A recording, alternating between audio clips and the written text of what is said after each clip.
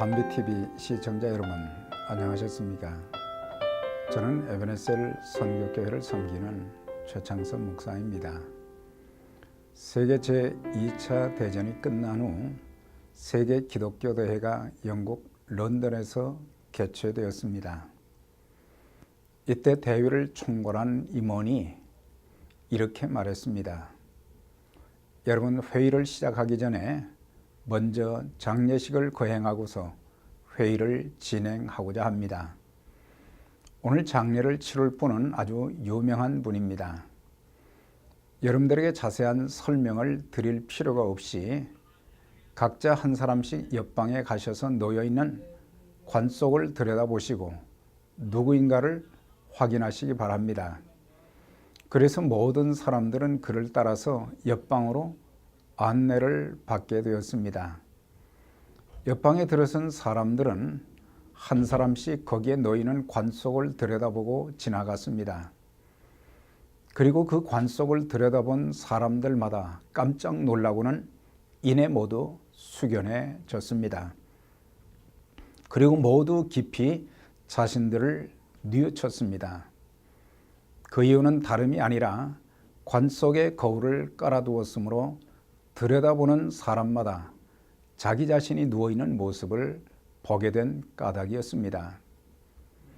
누구나 언젠가는 죽어서 관 속에 들어가 장례를 지내게 된다는 사실을 깨닫게 된 것입니다.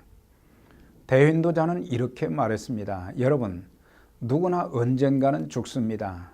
이 사실을 상기한다면 현명한 당신은 지금 이 순간을 헛되이 낭비하지는 않을 것입니다. 그리스도인으로서 순간순간에 최선을 다하는 삶을 살자고 진행자는 역설을 했습니다. 어느 일간지 기자가 관 속에 누웠을 때라는 글을 썼습니다. 자신이 관 속에 들어가 누워본 경험을 말하면서 관 속에 두 발을 넣었습니다. 그리고 위를 바라보고 누웠습니다. 잠시 후에 관 뚜껑이 닫혔습니다. 그 위로 천이 덮여졌습니다. 눈을 떠도 어둠, 눈을 감아도 어둠. 그런데 밖에는 가족도, 친구도, 사랑하는 사람들도, 내가 아끼는 모든 물건이 바깥에 있었습니다. 그때 나는 깨달았습니다. 죽는다는 게 이런 것이구나. 죽는다는 게 바깥 세상의 그 어떤 것도 이 안으로 가져올 수 없구나. 관 속에 누운 나를 다시 바라보게 된 것입니다. 숨을 거두었으니 이 몸도 곧 썩게 되겠구나. 그럼 남는 것은 영혼뿐이겠구나. 한참 후 관뚜껑이 열려 다시 밖으로 나왔습니다. 아주 짧은 체험이었지만 이 생각이 문득 들었습니다. 바르게 진실되게 믿음으로 살아야 되겠구나.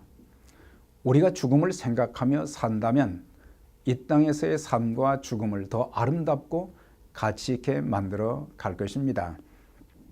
주어진 삶의 환경에 상관없이 매사에 감사하며 살게 될 것이고, 나를 그렇게 고통스럽게 만들고 가슴을 멍들게 했으며 내 눈에 눈물을 흘리게 만든 사람도 용서하며 살게 될 것입니다. 작은 것을 움켜쥐고 놓지 않기 위해 몸부림치지도 않을 것입니다. 더 이상 자그마한 욕심에 사로잡혀 추한 모습을 보이지도 않을 것입니다. 내 아집, 욕심, 뭔가를 더 크게 이루기 위해 가진 헛된 야망도 다 내려놓고 겸손히 주어진 일에 묵묵히 최선을 다한다면 부끄러워할 것도 없고 남들에게 추한 모습도 보이지 않게 될 것입니다. 교회에서 직분자들의 모습도 목회자들의 행동, 사역도 그렇게 돼야 될 것입니다. 주님이 언제라도 오라 하시면 지체 없이 내가 움켜쥔 모든 것들, 빼앗기지 않으려고 몸부림치던 모든 것을 다 놓고 빈손으로 주님께 가야 될 것입니다. 나 아닌 다른 사람들만 죽어서 관 속에 들어가고 땅에 묻히는 것이 아닙니다.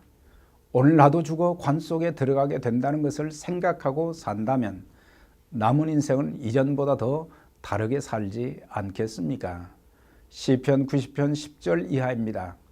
우리의 연수가 70이요 강건하면 80이라도 그 연수의 자랑은 수고와 슬픔뿐이요 신속기간이 우리가 날아가나이다. 우리에게 우레날 계수함을 가르치사 지혜의 마음을 얻게 하소서라고 했습니다.